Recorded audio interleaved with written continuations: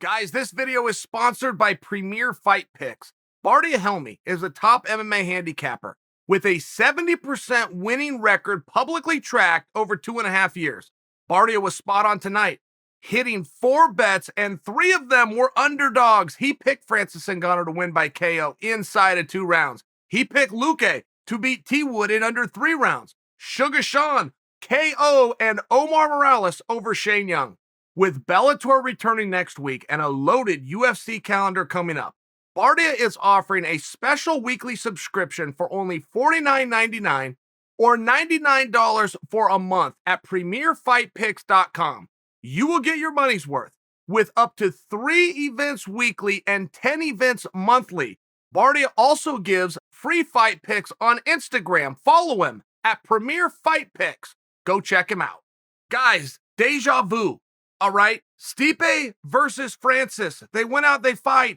Francis gets the win. And by the way, Francis looked great doing this. I mean, didn't he look very calm out there? Didn't he look very composed? A couple of things that Francis had to do. The house is on fire. He's in there with the best ever. It's his second shot at a world championship. He has to stay calm. Francis has to stop the takedown. Francis has to make sure that his gas tank can carry him into more than just the first rounds. Set that aside, we understand what happened. Isn't this very reminiscent of the night that Daniel Cormier knocked out Stipe? And we tried to usher Stipe out the back. We tried to bring in the next challenger, and we never once heard from Stipe. We never wanted to know how he was doing. How is he feeling? What did he feel in the fight, and what does he want to do next?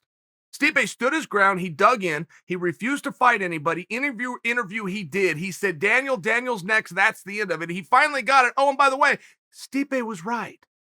Stipe was telling the truth.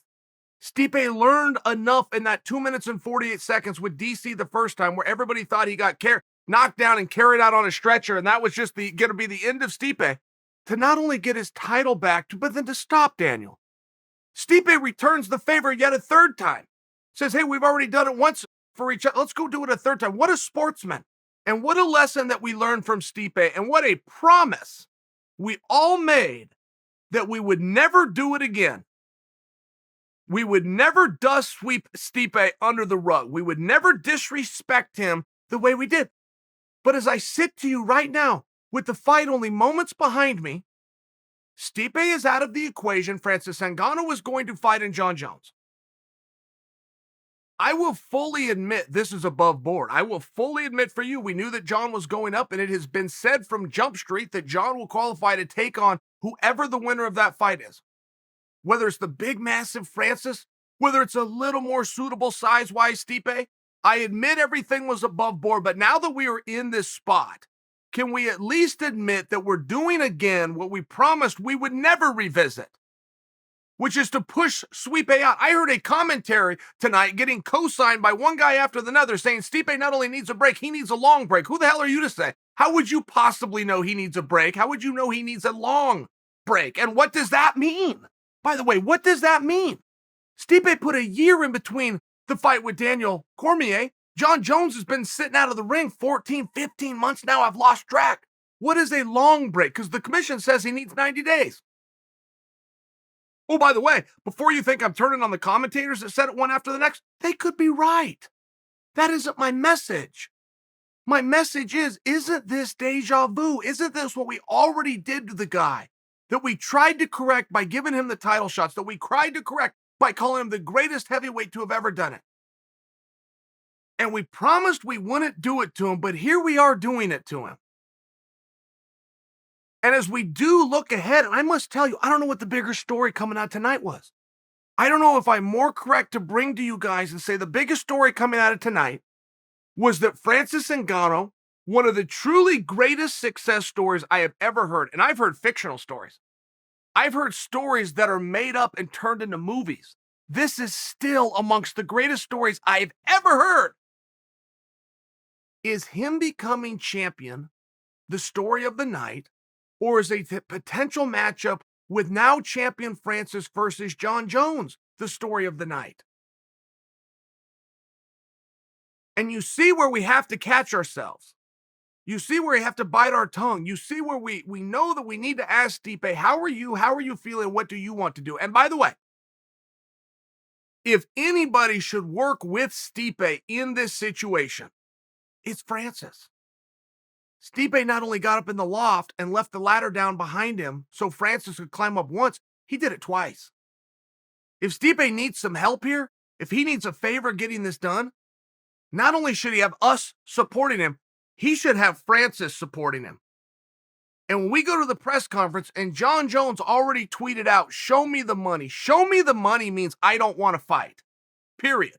Hard stop. I'm not declaring for you that Jon won't go fight anyway. Jon Jones is not a coward. Jon saying show me means I don't want to fight, but I will. You call my bluff, I'll call your bluff, but if we one of us can't blink and back down, I will walk out there and do it. Now, does that mean that Jon can't beat him just because he's scared and doesn't want to do it? No. No, I don't think it does. You would have to wonder why. What about that, Jon Jones? What about that you saw tonight was problematic for you? And if I were to guess, it was the stuffing of the takedown. Now, if I was to be critical to Stipe Miocic, and there was only one thing I could be critical about, it was that takedown. Everything was done wrong. Stipe got to a single. He needed to go down and to the right. Instead, he went up and to the left. And I have the foggiest idea why. Not only is that inappropriate wrestling, particularly for the level that Stipe knows, it's not what your body wants to do. Your body naturally would want to go away. It would naturally want to go down. Stipe had to fight natural reaction. He had to fight all the lessons he's ever learned in wrestling to go up and to the left. He was trying to lift him off the ground instead of dumping him to the right. I bring that to you never to kick Stipe while he's down. I bring that to you because if Jon Jones saw that moment and knew right then if that were me, this fight would be vastly different, Jon is correct to think so. Jon would have gone down and to the left, and Jon would have finished that shot. We might have been surprised to find Stipe could scramble up. We don't know where the fight would go from there, but that was a very crowning and very clear moment. And it was also something when you're watching Stipe versus Francis and vice versa, but based on who wins, you immediately juxtapose that performance against that of what you would amass and surmise Jon Jones would do. Jon Jones would have gotten to that leg and he would have finished. I bring that to you because the mere fact that Stipe did not might have been a clue for Jon. He might have gone, man, I got problems here. Not to mention, Francis was meaningfully better in this contest than he was in the last. I understand the last was 3 years ago, but if you understand how raw Francis Ngannou was, Francis Ngannou is the most unsophisticated number one contender we have seen in the modern era. I will not call him an unsophisticated champion because of what I saw tonight. I saw a tremendous sophistication, both with his left and right hand, both with his ability to throw leg kicks, with his speed, with his ability to get out of the first round, with his ability to recompose himself after that big wrestling scramble. He was able to settle down and recompose. That's something we never knew he could do. It's something he never has done. It's also something he's never been faced with needing to do, aside from the loss that he had to Stipe. It was a major correction. Even if he had 3 years to do it, it was a major correction. Because a compliment that I would have to pay Jon Jones is every time Jon fights, there is one common denominator, which is Jon's better. If you go and study Jon Jones tape and think you know what you're going to get into, the only thing you're going to surmise is between each fight, Jon makes gains. So if we're now seeing that Francis can make gains, it just starts to make things a lot more interesting, doesn't it? And all I'm attempting to say for you is that's an interesting fight. Jon Jones is now at the table. But he's at the table with the greatest player in all of Las Vegas, who is Dana White. And Jon Jones will very quickly maneuver himself out of this fight. Guys have done it from the beginning of the time when they don't want to fight somebody. Saying, show me the money. What is that? Excuse me. Hold that thought, because this isn't the era. That's just not what people want to see right now. This whole give me the money fight and all this business, that's not where we are right now. And Jon Jones versus Francis is a very good night of business. Very good night of business. Derek Lewis versus Francis is a very good night of business. And Stipe in a trilogy rubber match with Francis is a very good night of business. So if John in any way makes believe that that's the fight that people want to see more than any other fight, or they're going to be more compelled to come and watch this, well, I'm just sharing with you. He's going to maneuver himself out, but it's not going to be on accident.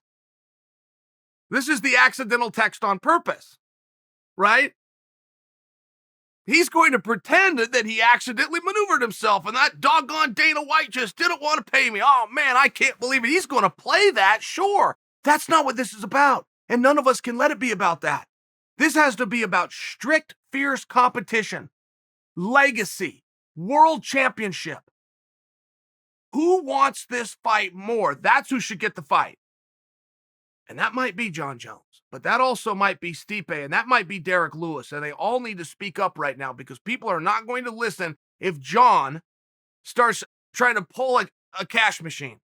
Because it's not Dana White that's paying him. It's us. It's the fans. It's you guys. So you get to choose. And I understand that that's a very intelligent option. I'm just reminding that there's two others.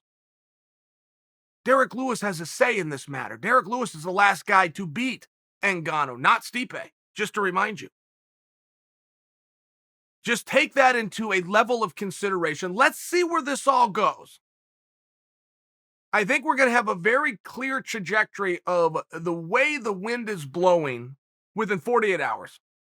I think by the time the new news cycle comes around, we're going to have a very good idea. But it's very important that we understand this isn't about a cash grab and this isn't about a ratings play. This is about fierce competition because it makes me think of George Masvidal versus Kamaru Usman, which is another story that's getting mistold for it being a ratings play. Excuse me, no, it's not.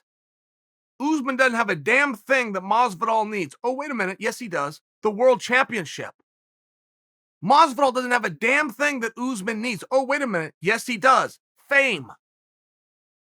The most famous guy and the best guy aren't the same guy. Just the way it is right now.